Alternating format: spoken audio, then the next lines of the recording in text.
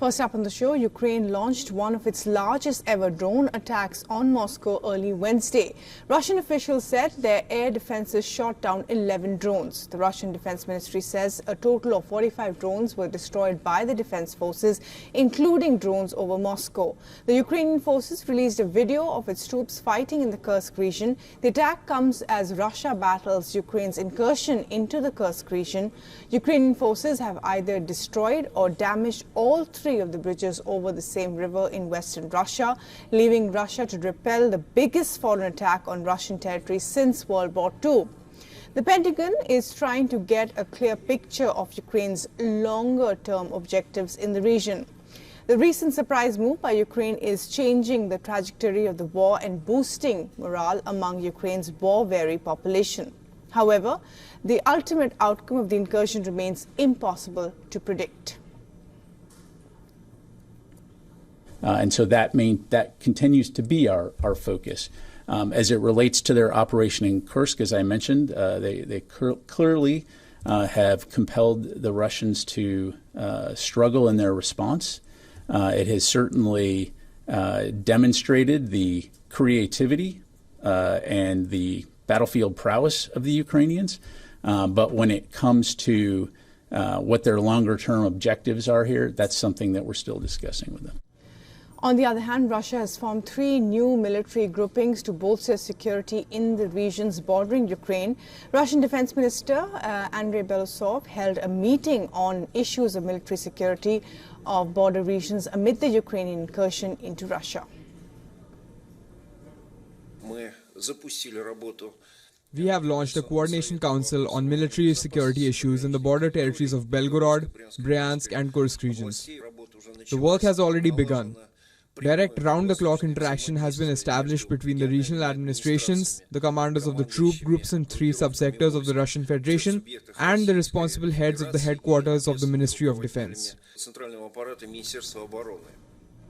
In his first visit in nearly 13 years, the Russian President Vladimir Putin made an unscheduled trip to Chechnya.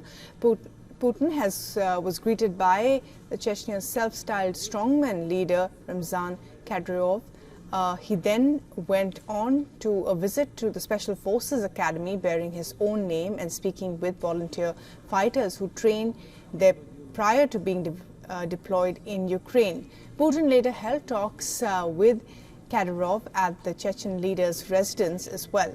Meanwhile, Russia hit energy infrastructure in northern Ukraine in an overnight missile and drone attack and caused a huge fire in the west of the country. Ukraine's Air Force commander said that its forces shot down 3 ballistic missiles and 25 of the 26 drones launched in the attack on 9 regions across the country. Russia claimed to have gained control of Ukraine's strategically important logistical hub as well. The Russian Ministry of Defense claimed successful offensives in multiple regions, including in Kharkiv, Sumy, Donetsk, Zaporizhia, while repelling Ukrainian counterattacks.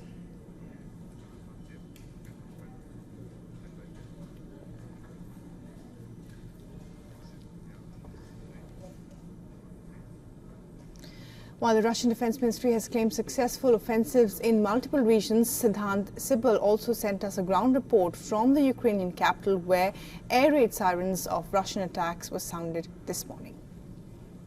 Right now, alarms are underway in the Ukrainian capital, Kyiv. We are in one of the shelter houses in the hotel where we are staying, and what people tell us that this is the 3rd such alarm since morning. Now, this is a city which is at war, and people, of course, when it comes to alarm, when it buzzes, they seek shelter, and there you can see people seeking shelter when the alarm is underway. But essentially this is the new normal here in Kyiv, and we know that this at a time when we know situation is quite tense towards the eastern part of Ukraine.